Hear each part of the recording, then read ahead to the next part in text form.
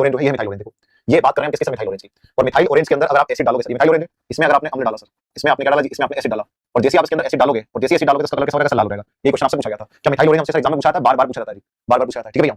बार-बार हमसे methyl orange का क्वेश्चन क्या गया था, पूछा था। दूसरा पॉइंट आप यहां पर याद रखना कि सर मिथाइल ऑरेंज की बात करें तो इस मिथाइल ऑरेंज के अंदर अगर आपने जो क्या डाला जी, इस मिथाइल ऑरेंज के अंदर इस बार आपने डाला बेस, क्या डाला जी, बेस, हिंदी में हम लोग बोलेंगे सर क्षार।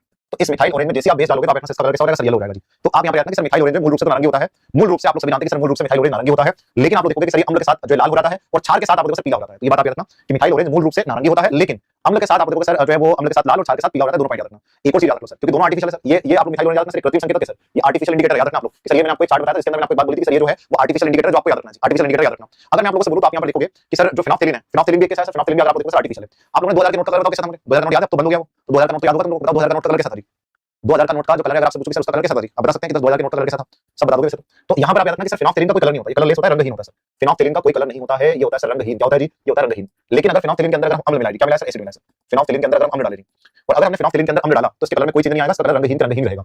लेकिन आप यहां पर देखोगे पिंक कलर था बिल्कुल, और वो पिंक कलर तैयार किससे किया गया था, आप सबने बोला कि सर 2000 के नोट का कलर पिंक था, गुलाबी था, वो तैयार किया गया था फेनोल्फथालीन से सर।